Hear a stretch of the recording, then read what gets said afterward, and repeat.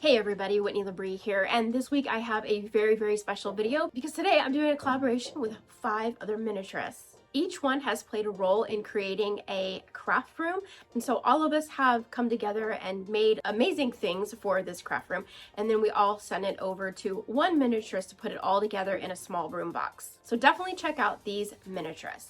We have Miniadditionclub, Crafts by Xander, Tiny Keyhole Minis. Ara from Bentley House is going to be doing maybe a short or smaller video. And then we also have Leslie at Willinrow Arts, which this was her idea and she kind of made this collaboration happen. And then of course mine. So what I would suggest is watching all of the content creators and all the amazing things that they made, and then jump over to Leslie's video last so you can actually see her doing the unboxing of all of the miniatures and then putting it all together in the tiny craft room. Now, behind me, I have my 3D printer. And so the last few months I've been doing a lot more shorter content, and I've mentioned through that I've been doing some 3D printing. I did a little 3D printing for the Willy Wonka room so far, and I did a little bit for that ET diorama. Because of that, I've had a lot more questions about 3D printing, and so I thought today I'd talk a little bit in the beginning of the video about 3D printing, some things that I've learned about it and ways that you can 3D print for those of you who are interested, and then I'll move on to making all the fun miniatures. So if you're not really interested in 3D printing, then you can kind of skip ahead of the beginning part of the video. I mean, if you want to, you can. Are you? I saw you move your finger. Just kidding. Do what you want. So I'm really excited today. I hope you are too. So let's get started.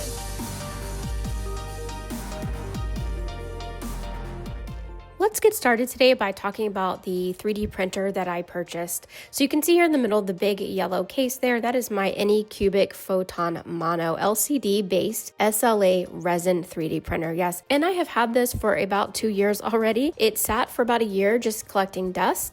And then I finally put my big girl pants on and decided to learn about it and actually use it, and I'm in love with it so far. I'm not a professional when it comes to 3D printing, but I just want to share with you some of the things that I've learned, and maybe if you're thinking about getting a 3D printer, this will help you to be a little less intimidated by it because it's a lot more easy than I thought it would be. At least in the last year that it sat, there have been so many more companies online like Etsy that have created all of the 3D files, which I think was the main reason why I was so intimidated by it, because I had no interest really in building my own 3D print at the time. I just wanted to use somebody else's and print up things for my dollhouse, if that makes sense. So anyway, so here it is. This is a liquid resin based printer. I am out in the garage while I'm using this because there is quite an odor. It is very chemical smelling, and you definitely don't want to do this in an enclosed space. So out here I can open up a couple doors or the garage door while I print. You know, you can get different color resins. I'm using a gray, but I also have a clear that I sometimes use. And there are pigments that you can also dye these pieces with, or you can buy different color resins. Now the resin goes into what's called a resin vat, or like a little reservoir, and there is a fill level that you can fill the resin to the top, so you don't have to worry about overfilling your little reservoir. Once your resin vat is filled to the appropriate amount, you will go ahead and put the lid back on. For this machine, and probably I'm guessing for most, if the lid isn't completely on, then the machine won't work. So when you go to start to print, if it doesn't want to print, it's likely because the lid is not on securely. The printer also comes with a USB flash drive. And so this is, of course, what you're going to download all of your STL files. And then you're just going to plug it right into the side of the machine. And it gives you step by step on how to get going on the print. And all of that is super easy. And the directions come with the printer. That portion is very easy to do. And then right there, you see that metal piece coming down, the little shaft there. That is called a build plate. And the resin will adhere to that plate and ultimately print up on that plate. And I'm building a little crafting cart, and you can see here that it's starting to form. You can kind of see there. This is about halfway through the print. Every print takes a certain amount of time. This particular print is going to take me about 3 hours to print. The printer will tell you approximately how long it'll take for the print on the front screen when you start to print. So you'll have an idea. So you don't have to wait around. You can go grocery shopping or do laundry or the other fun chores that you have to do while it prints. Now, a couple different materials that you're definitely going to need is for sure latex gloves. Obviously, if you have an allergy to latex, you'll need to get the non-latex, but you definitely want to protect your hands from these chemicals. So definitely protect yourself. I do go through quite a bit of these. I think one pair came with the machine actually when I first started. So I'm gonna go ahead and take the lid off. I'm gonna go ahead and remove that build plate. And then there is my craft cart. Is that amazing or what? Oh my gosh. Honestly, this is the coolest thing ever. So you can see that it also has all those little tiny support beams, I'm gonna call them. And we're gonna need to cut those away. But the first thing I need to do is remove it. So I'm showing here in the video, my little metal spatula, but the truth of it is you really should be using a plastic. Obviously, that's gonna cut down on scratches and stuff that go on the build plate. I couldn't find mine. I'm just gonna kind of scrape this off on one little corner and hopefully do the minimal damage. But anyway, I'm just going to pop it right off of the build plate, and then there you go. So now that you have your 3D print, it's now time to wash and cure it. So ANYCUBIC does actually make a wash and cure station, but I did not purchase it because I wasn't sure I would really get into this 3D printing, and so I really didn't want to invest the money into it. So I'm going to show you the save your cash, budget friendly way to do it, and that is by purchasing a pickle tray. So it's a 2-piece set. And then what you do is you take some isopropyl alcohol, 91%, and you're going to fill it up maybe like halfway. Not all 3D prints need that much, but in this case I'm kind of doing this larger little cart here, so I'm going to need that. And so I'm going to fill that up. Then once my print is sitting inside the alcohol, I'm going to go ahead and let it soak for a little while. It's typically recommended that you can soak it between 5 to 10 minutes. And then once it's nice and washed and soaked, I'm going to go ahead and pull it out,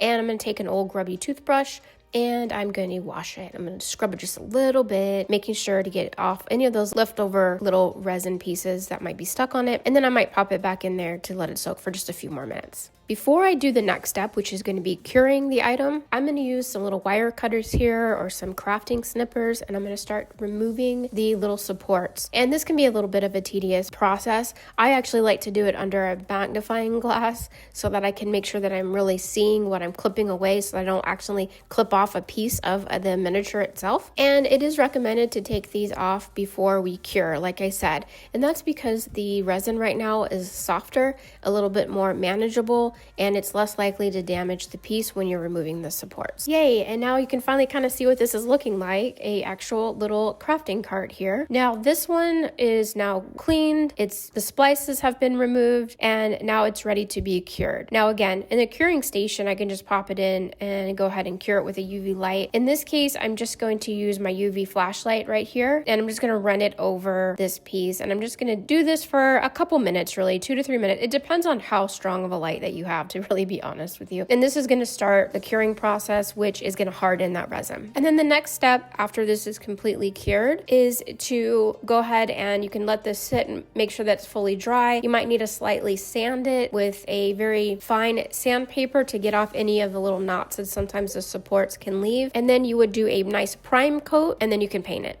As far as cleaning the machine, it's pretty easy to maintain. You just need to make sure to be cleaning it down with more isopropyl alcohol between runs using a microfiber towel. And you can also just reuse the liquid resin that's left in the vat by just pouring it back into its jars using a filtered funnel to get rid of any little tiny bits or lint or anything that might have fallen into the resin during the print. I hope that this very quick little go over of 3D printing has kind of maybe helped some of those who may be considering doing it but may have been a little afraid. Listen, I'm not a technical person, so if I could do this, I promise you can do it too.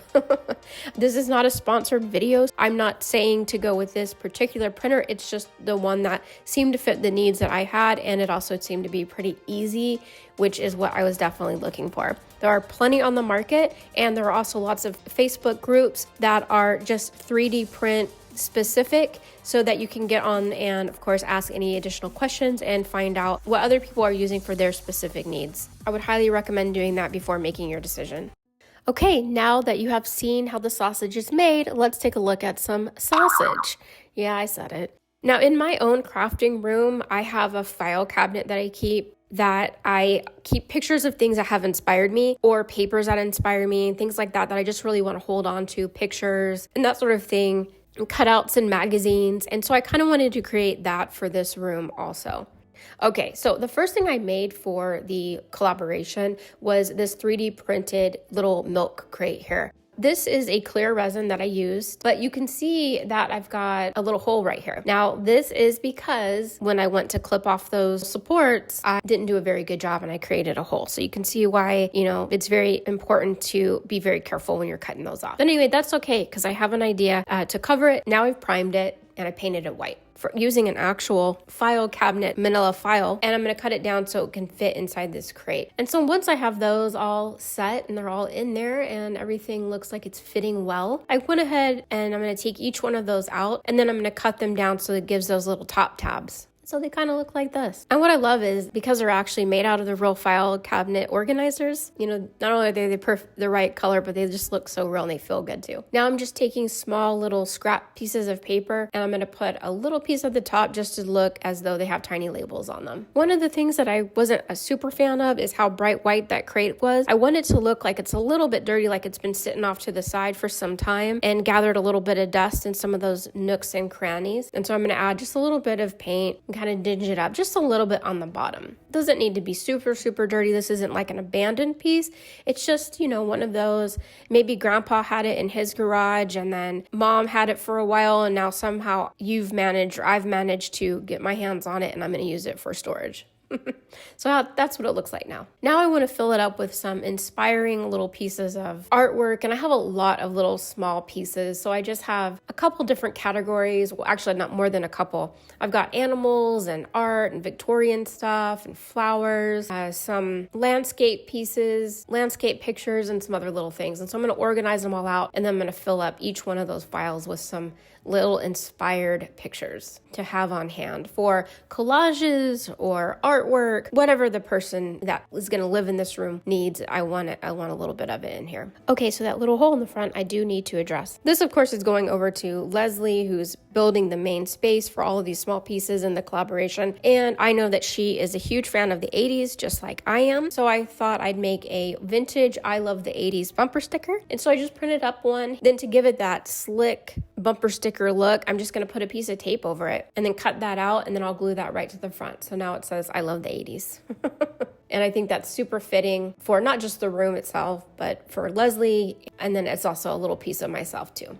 For my next print, I wanted to make something that every crafter, every creative person has in their arsenal, and that is definitely a glue gun. And I found this adorable one on Etsy. And again, I'll be listing all the links to all the 3D printed files in the description of the video. So this one is not just that it's a glue gun, but it actually comes with little tiny glue sticks. Oh my God. So I, of course, printed those in clear, and then I printed the glue gun itself in gray. This is going to be pretty easy. I'm actually modeling the colors after the very first glue gun that I ever had as actually a child that my mom bought me. It was in this teal color. It was a small one. This is probably a little bit larger, and it had a orange tip nose and an orange trigger. And so I'm going to paint it in a teal using my Tester's teal blue, and then I'll do, of course, the tip and the little trigger with the orange. When it's all dry, I'm just going to add the glue stick right inside. It actually fits. Can you believe it? Oh, this is definitely one of my favorite of the mini projects or the mini prints that I did. So I'm just going to put the little tiny glue sticks inside a little tiny glue bag. But you can see here how the glue fits right inside. Oh my God, is that just the cutest thing ever? And there it is. It's so cute. Oh, I can't even tell you how many desk caddies I've bought over the years, and every single one I've ever purchased, I've always thought to myself, this is going to be the one that's really going to get my craft room organized. And they all eventually begin to look like this, which is mine currently, and it's probably one of the more organized ones I've ever had. But anyway, I figured that this craft room also needed one. So here's the printed version here. And then I painted it in this really pretty camo green. And then this is going to be another simple transformation. So these are pencils that are Mayberry Lane. Is it Mayberry Lane? Anyway, they're the Hobby Lobby brand. And they're a little bit large, to be honest. They're a little bit larger than a 12 scale. But what I'm going to do is I'm just going to cut them in half and then have some poking up and then some downwards so that they kind of look like you have more inside the caddy, but that they're also the right scale. And then that way you can also enjoy both the top and the bottom of these different pencils. So I just glued them right in place, right inside there. And then I also had a ruler, which was also a part of that same line. And I just cut it down as well to make it look a little bit smaller and then put that inside the caddy. And so there's the third piece now for the little crafting room. Another great thing for a craft room or just an office is a desk organizer. And so I printed up this really cute one here. Look at this. Oh, it's got some cubbies and little places to put Post-its. Yes, please. I need this in my life. So I painted it black first. Again, I'm showing you the main color, but I'm priming first and then adding the color so it's a little bit easier to see. And then I also 3D printed this little tiny tape dispenser. It's a Scotch tape, and the file came with the packaging.